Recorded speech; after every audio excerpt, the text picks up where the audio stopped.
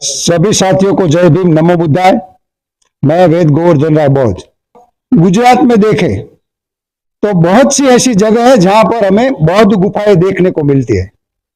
इसमें जूनागढ़ में, सोमनाथ में, वेरावल में और कई ऐसी जगह है।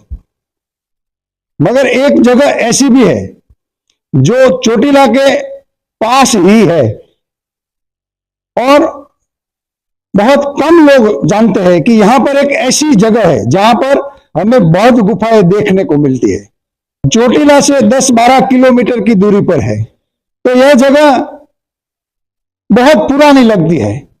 यहां पर आप देख सकते हैं, यह बौद्ध भिक्षु के लिए बनाया हुआ एक छोटा सा कमरा है, जिसके अंदर बौद्ध भिक्षु ध्यान करते थे, पढ़ाई करते थे। जो बुद्ध ने कल्याणकारी मार्ग बताया, जो बातें बुद्ध से जुड़ी है, जो बातें सम्राट अशोका से जुड़ी है, जो बातें बाबा साहब की आध्यात्मिकता का दर्शन कराती है, और हम ऐसी जगह पर आज आए हैं।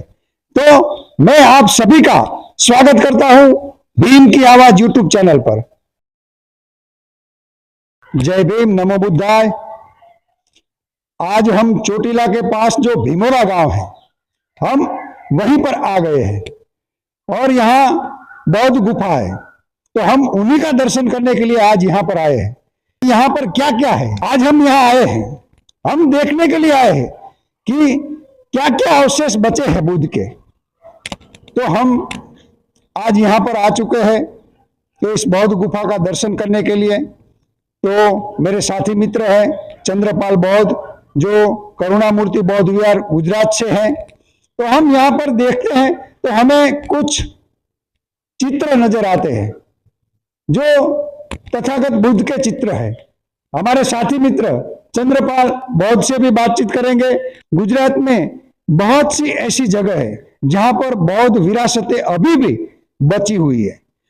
तो जैसे कि यह भीमोरा गांव है जो चोटीला से करीब करीब 10-12 किलोमीटर की दूरी पर है। इस चित्र में क्या है तो हम हमारे साथी मित्र को भी पूछेंगे। तो आइए चंद्रपाल बौद्ध जी, आपका स्वागत है, आप बताइए। सभी साथियों को जय भीम, नमो बुद्धाय। मैं चंद्रपाल बौद्ध, करुणामूर्ति बुद्ध विहार। कि यहाँ जो चित्र लगे हुए हैं वो क्या दर्शाता है, तो चित्र कुछ स्पष्ट नहीं है और मुझे तो ऐसा लगता है कि 2500 साल पहले की जो विरासत है, जो सम्राट अशोक ने कई जगह पे शिलालेख लिखे हैं, मगर यहाँ कोई शिलालेख नहीं मिल रहा है, मगर दीवार पे तैली चित्र लगे हुए हैं और वो भी ऐसा लगता है मानो के बाद में ये बनाए गए हुए। उसमें कुछ चित्र अच्छे भी है और कुछ चित्र स्पष्ट दिखाई नहीं दे रहे। बुद्धत्व प्राप्त होने के बाद जगत को मानवता का और करुणा का संदेश देने के लिए जगत में निकले। तो सबसे पहले जब वो अपने घर पर गए, माँ और बेटे इस चित्र में स्पष्ट दिखाई दे रहे हैं और उसके सामने जाके तथागत गौतम बुद्ध भिक्षाटन करते हैं, भिक्षा मांगते हैं। तो सुधोधन को उस वक्त ऐसा लगता था कि हमारे इस साम्राज्य की विरासत में अगर वो सम्राट बनने की वजह संत बन जाए तो क्या होगा। तो उनको विचलित करने के लिए, आध्यात्मिक बाबतों से विचलित करने के लिए मानो एक जाल सा रचा हुआ है, ऐसा इस चित्र में स्पष्ट दिखाई दे रहा है। चित्र में कुछ नीचे लिखा भी नहीं है, इसके बारे में हम ज्यादा कुछ बता नहीं सकते हैं।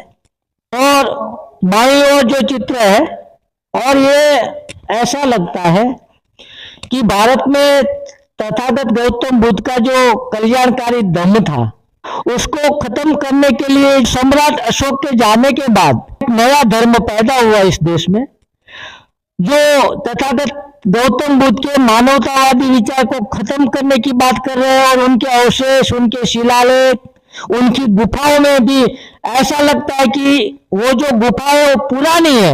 अब मैं आगे चलता हूं तो यहाँ एक चित्र है जिसमें तथागत गौतम बुद्ध है एक और भी चित्र, दूसरा एक चित्र स्पष्ट दिखाई नहीं दे रहा है। महामानव डॉक्टर बाबा साहब के विचार को आप समर्थन करते हैं तो गुजरात में जहां जहां बुद्ध की विरासत है, सम्राट अशोक की विरासत है, वहां जाना चाहिए। और मैं आपको दोबारा बताता हूं कि ये जो भीमोरा की गुफा है, गुजरात में सुरेंद्रनगर के करीब जो तहसील चोटीला है, यहाँ से सिर्फ 10-12 किलोमीटर की दूरी पे है। मेरे साथी मित्र चंद्रपाल बौद्ध ने हमें बहुत अच्छी जानकारी दी है और मैं उनसे सहमत भी हूं। ये जो चित्र है ना, ये देखकर ही हमें पता चल जाता है। बुद्ध के हाथ में भिक्षाटन है और सामने यशोधरा और राहुल है, तो हमें स्पष्ट दिखाई दे रहे हैं। और ये सारी बातें हमें चंद्रपाल ने बताई। ये प्रतिमाएं बहुत कुछ बताती है, तो हम इस जगह पर आए और अपने आप को धन्य समझते हैं। सभी साथियों को जय भीम, नमो बुद्धाय।